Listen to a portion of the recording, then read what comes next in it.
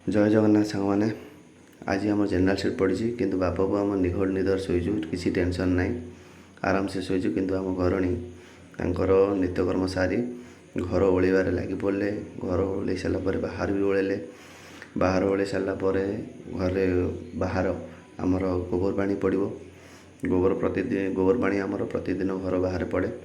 ଆମେ ସବୁବେଳେ ଘରୁ ହିଁ ଟିଫିନ୍ ନେଉ, ତେଣୁ ଆମ ଘରଣୀ ଟିଫିନ୍ ନେବା ପାଇଁ ସବୁ ଜିନିଷ ରେଡ଼ି କରିଦେଇଛନ୍ତି। ରେଡ଼ି କ'ଣ, ଆମର ଚାଉଳ ଫାଉଳ ଧୋଇ ଧାଇକି ରେଡ଼ି କଲେ, ଚାଉଳକୁ ବସାଇଲେ, ତାପରେ ପନିପରିବା କଟାକଟି କରିବେ। ଡାଲମାଟା ହେବ, ବାଡ଼ିଆ ଡାଲମାଟା ହେବ।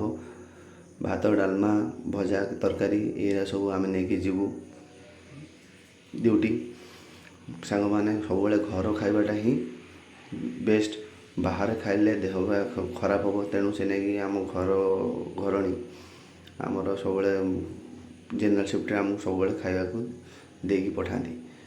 ଆମର ଭାତ ଡାଲମା ସେପଟେ ବସିଗଲା। ଏପଟେ ଆମର ମସଲା ବି ରେଡ଼ି କରାହେଲାଣି। ମସଲା ରେଡ଼ି ହେଇଯାଇଛି। ଦେଖନ୍ତୁ, ମସଲା ଭାତ ଡାଲମା ବି ହେଇଗଲା, ମସଲା ବି ରେଡ଼ି। ପୋଇ ଛୁଙ୍କଟା ହେବ, ପୋଇ ତରକାରୀ ଗୋଟେ ହେବ। ପୋଇ ତରକାରୀ ପାଇଁ ପୋଇ ପକାଇଦେଲେ, ମସଲା ବି ପକାଇଦେଲେ, ସୋରିଷ ରାଇ ପକାଇଦେଲେ, ତାପରେ ହଳଦୀ ଗୁଣ୍ଡ, ତାପରେ ଲୁଣ ପକାଇ ସାରିଲା ପରେ ଗୋଳେଇ ଦେଇକି ଢାଙ୍କି ଦେଲେ, ସେ ତାର ରେଡ଼ି ହେଇଯିବ। ଆମର ରେଡ଼ି ହେଇଗଲା। ରେଡ଼ି ହେଲା ପରେ ଆମର ଶାଗ ବି ପକାଇବା ପାଇଁ ସିଝାଇବା ପାଇଁ ଦେଇଦେଲେ। ମୋ ପୁଅ ବି ଉଠି ପଡ଼ିଛି ତା ଭିତରେ। ପୁଅ ଉଠିକି ତା ମାମାକୁ ଡାକିଛି। ମୋ ସ୍ତ୍ରୀ ଆସିକି ମୋତେ ଉଠାଇଲେ। ଦେଖ, ପୁଅ ଉଠିଗଲାଣି, ତୁମେ କାହିଁ ଉଠିନ? ଦେଖନ୍ତୁ, ମୁଁ ଉଠିଗଲି। ମୁଁ ନମସ୍କାର ହେଇକି ଠାକୁରଙ୍କୁ ନମସ୍କାର ହେଇକି ବାହାରିଲି। ଉଠିଲା ପରେ ମୋ ସ୍ତ୍ରୀ କହିଲେ, ଯାଅ ନେଇକି ଆସିବ ଫୁଲ ନେଇକି ଠାକୁର ପୂଜା କରାହେବ। ଦେଖନ୍ତୁ, ଶାଗ ବି ଆମର ରେଡ଼ି ହେଇଗଲାଣି। ଶାଗ ରେଡ଼ି ହେବା ଭିତରେ ଆମେ ପଳେଇ ଆସିଲୁ। ମୋ ପୁଅ ଦେଖନ୍ତୁ କେମିତି ସାଇଜ୍ କରି ରଖିଦେଲା। ତା'ର ଏତିକି ଦୁଷ୍ଟ ହେଲେ ବି ତା'ର ଭଲ ବୁଦ୍ଧି ଅଛି। ମୁଁ ପଳେଇଲି ଗାଧୋଇବା ପାଇଁ। ଗାଧୋଇକି ଆସିଲି।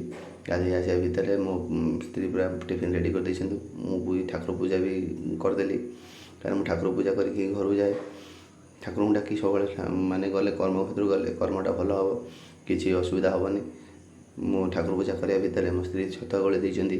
ଦେଖନ୍ତୁ, ଛତୁଆ ଆଣି ମୋତେ ଦେଲେ, କହିଲେ ଖାଲି ପେଟରେ ତୁମେ ବାହାରିକି ଯିବନି, ଏଠୁ ଛତୁଆ ପିଇକି ଯାଅ, ବରଂ ବାହାରେ କିଛି ଖାଇଦେବ। ଦେଖନ୍ତୁ, ମୁଁ ଡ୍ୟୁଟି